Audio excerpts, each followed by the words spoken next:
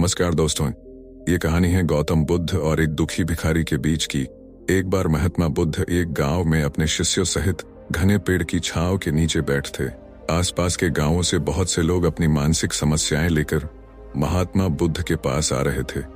महात्मा बुद्ध उन सब की मानसिक परेशानियों का समाधान देते। सब लोग खुशी खुशी अपनी समस्याओं का समाधान पाकर वहां से लौट रहे थे। वहीं से कुछ दूर बैठा लोगों को बुद्ध के पास जाते देख एक दुखी भिखारी अपने भाग्य को कोसता हुआ यही सोचने लगा, कौन टॉट शो कि अभी कुछ देर पहले तो ये लोग दुखी मन से मुंह लटकाए उन महात्मा के पास गए थे, और अब इतना खुश होकर कैसे वापस लौट रहे हैं।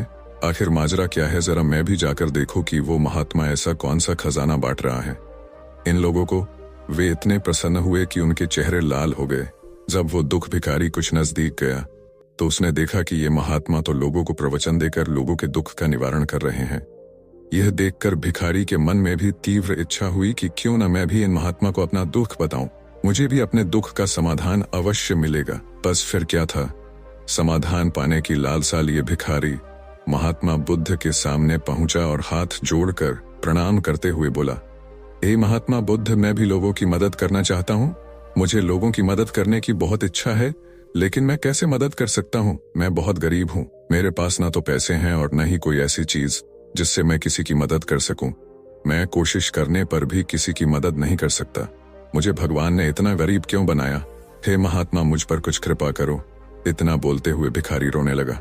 महात्मा बुद्ध बोले, आप बहुत अज्ञानी हैं, क्योंकि आप अभी तक इस भ्रम में जी रहे हो कि तुम्हारे पास कुछ नहीं, जबकि दूसरों को कुछ देने के लिए तुम्हारे पास बहुत कुछ है। तुम बिना धन और वस्तु के भी दूसरों की मदद कर सकते हो।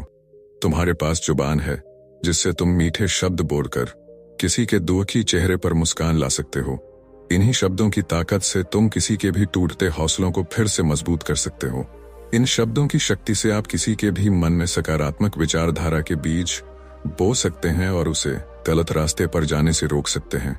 तुम्हारे दो हाथों से किसी भी कमजोर या लाचार व्यक्ति की सहायता कर सकते हो। आपके दो आंखें किसी अंधे को रास्ता दिखा सकते हैं।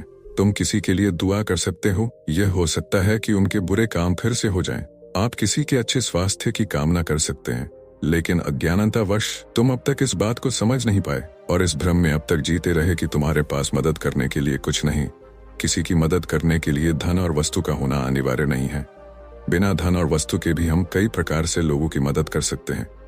महात्मा बुद्ध के ज्ञान से भरे ये सुंदर शब्द सुनकर भिखारी के चेहरे पर मुस्कान आ गई और वह खुशी से झूमता हुआ वहां से चला गया। आजकल बहुत से लोग ये सोचकर दुखी होते हैं कि मेरे पास ये नहीं है, बल्कि जो आपके पास है उसी में संतुष्ट रहना सीखें और बिना मतलब के लोगों की मदद करें। इन्हीं से आपको परम सुख की प्राप्ति होगी।